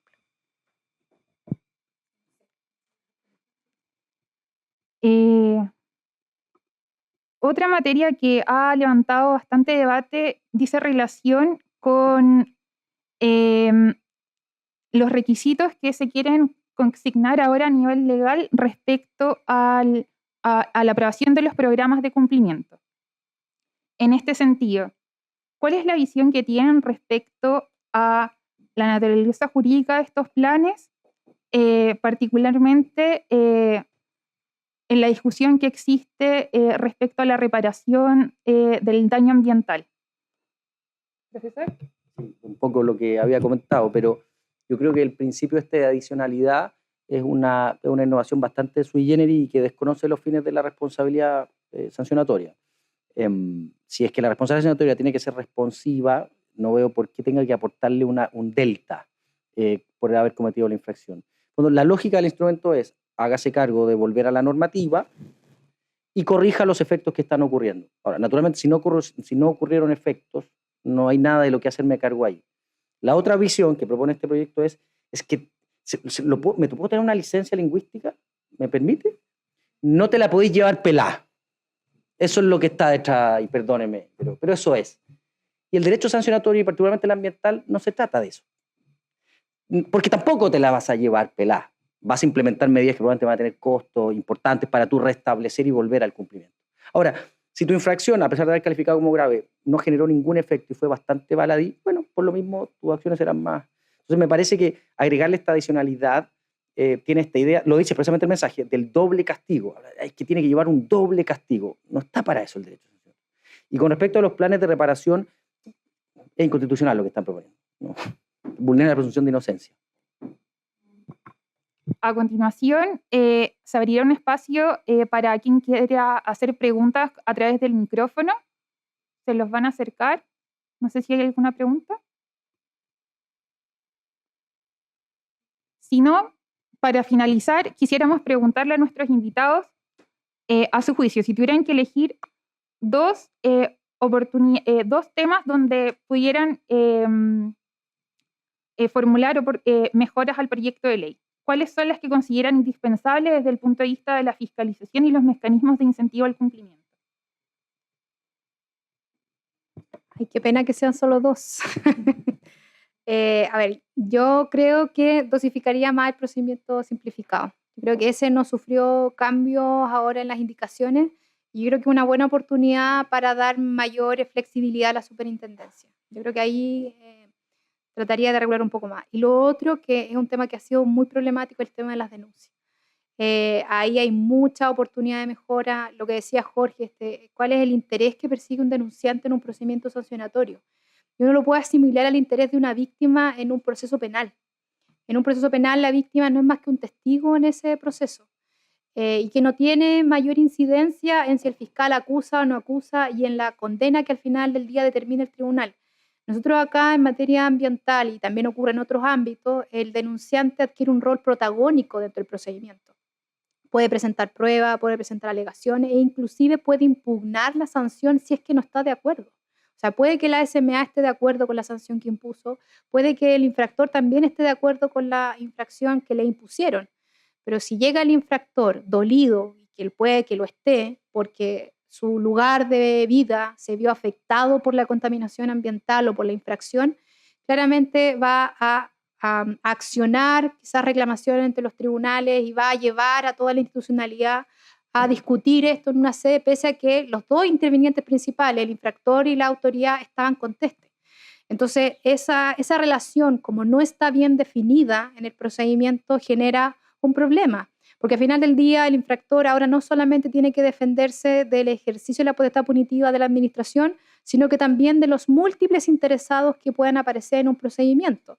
Y bueno, uno está pensando en que puede aparecer un denunciante, pero ¿qué pasa en aquellos casos donde tenemos 15 o 20 denunciantes y cada uno con intereses y pretensiones distintas? En un procedimiento sancionatorio, y bueno, yo creo que todos lo sabemos, no existe en nuestro ordenamiento un derecho subjetivo al castigo, a que castiguen a otro. Si yo busco alguna reparación de carácter ambiental, tengo la acción de daño ambiental. Si yo busco alguna reparación de carácter económico, tengo las acciones civiles de reparación. Pero si yo busco ese tipo de pretensión en el sancionatorio, es que no está para eso. Entonces, allí yo creo que falta mucho de avanzar en esa regulación. Yo no es que esté diciendo que los denunciantes no tengan que participar. Sí, sin duda, porque muchos de ellos han sido directamente afectados por la infracción. Pero lo que digo es que esa participación tiene que estar mucho más regulada y quizás limitada en cuanto a las actuaciones que pueden desempeñar dentro del procedimiento. Yo diría que, no, ante todo los programas de cumplimiento, porque han demostrado ser uno de los instrumentos de mayor utilización, lo dice la propia superintendencia en cada una de sus cuentas, es el más utilizado, el que genera mayor movimiento de la potestad sancionatoria. Y sí me tomaría, que no voy a estar, yo creo que no me van a volver a invitar, de hecho nunca más a hablar ahí, pero si lo hicieran, les insistiría, o al menos no en la Cámara, les diría que con la autodenuncia se puede trabajar muchísimo. En materia de libre competencia, que otro sector regulado intenso ha quedado demostrado a propósito de la delación compensada y estas figuras, que hay una utilidad práctica en eso, porque así como está el proyecto ahora, como dicen los mexicanos, no será más que una papaya de Celaya, es decir, una cosa que está ahí puesta y no me dice nada. Y en eso sí se puede trabajar, pero para eso hay que abrirse a esta idea de que la zanahoria es tan valiosa como el garrote. Yo creo que son los dos grandes temas.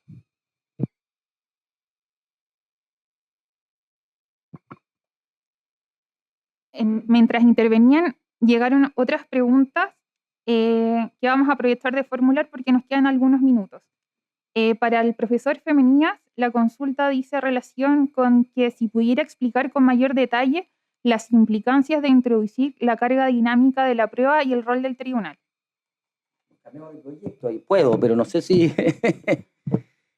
a lo que hago mención es, a propósito de este proyecto, por un lado le permiten a los particulares, en esta condición de denunciante, reclamar de la decisión de la administración de aprobar o rechazar el plan de reparación por daño ambiental en este proyecto. Y eso se justifica en lo que ya todos saben, el acceso, los ciudadanos tienen que intervenir, el principio de cooperación.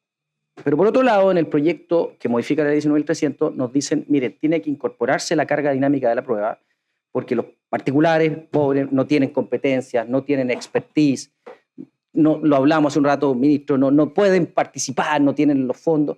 Entonces la pregunta es, ¿tienen o no tienen expertise? ¿Tienen o no tienen los fondos?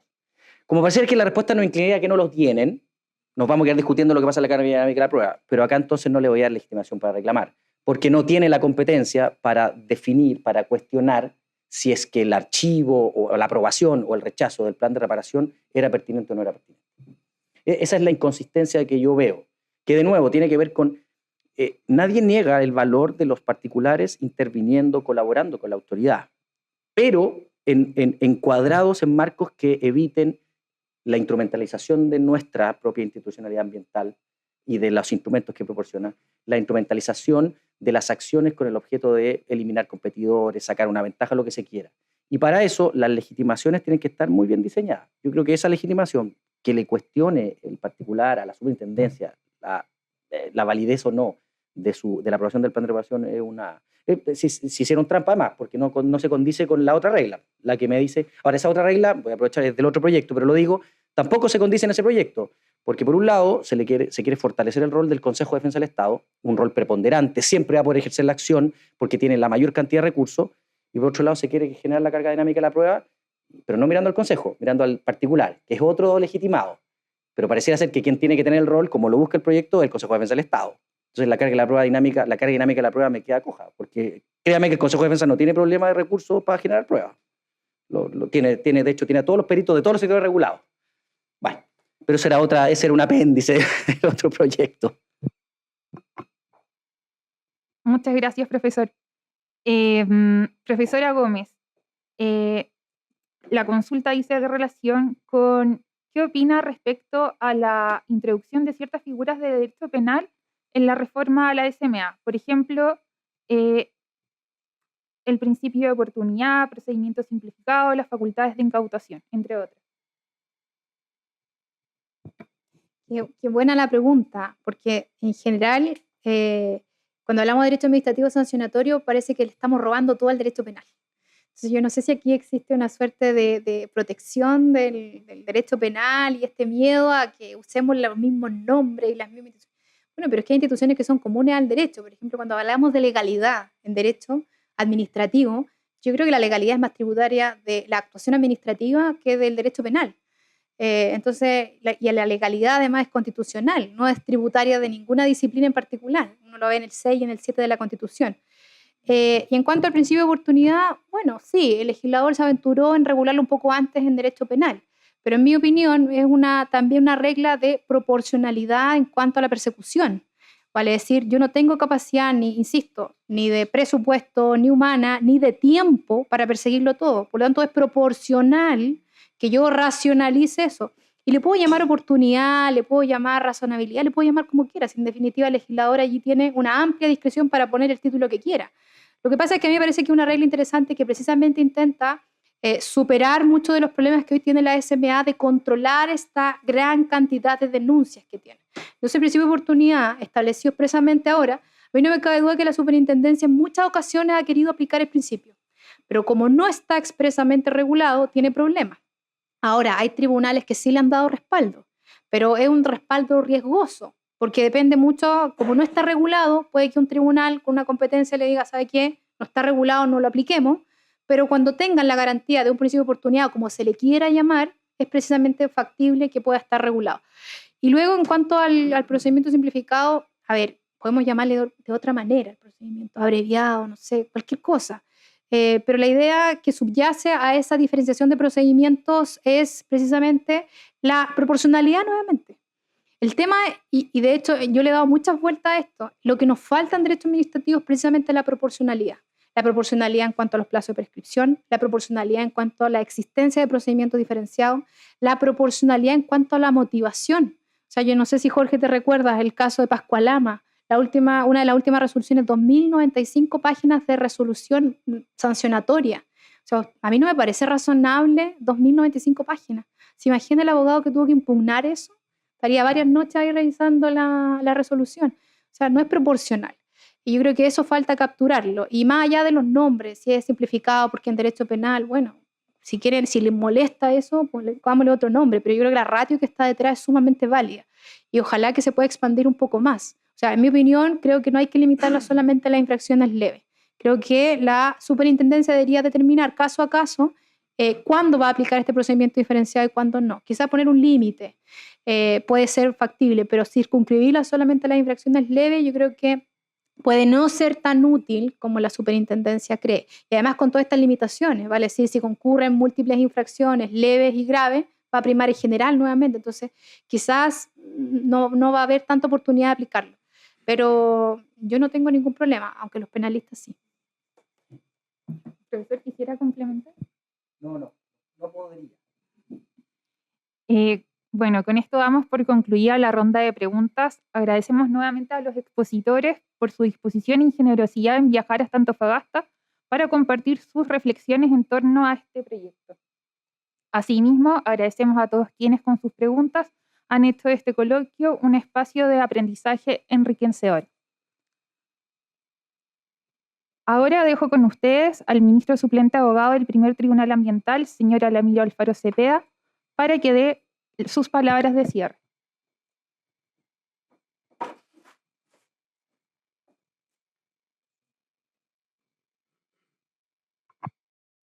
Gracias. Bueno, creo que ha sido una jornada provechosa, donde las intervenciones de ambos profesores nos han ilustrado acerca de este proyecto.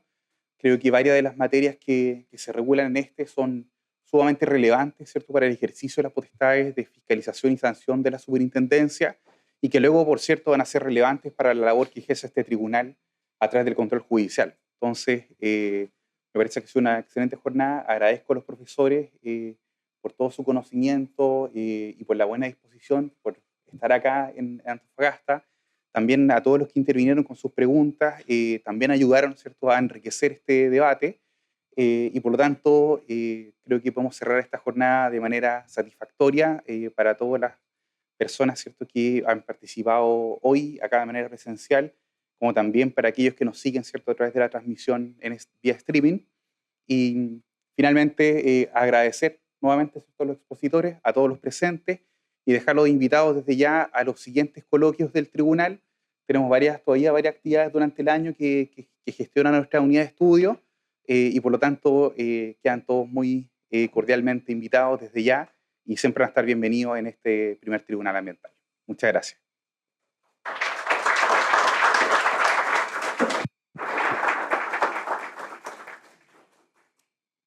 Agradeciendo la intervención del ministro Alfaro, a nuestros panelistas por sus valiosas contribuciones, a quienes nos acompañaron de manera presencial y telemática, damos finalizado el coloquio Medio Ambiente y Reforma a la Superintendencia del Medio Ambiente. Los dejamos invitados a nuestro cuarto y último coloquio especial sobre litio, regulación y proyecciones, que se realizará el próximo 22 de agosto a las 16 horas.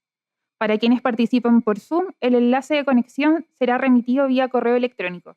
Si aún no se han inscrito, los invitamos a hacerlo en el link publicado en el chat y en nuestras redes sociales. Que tengan muy buenas tardes.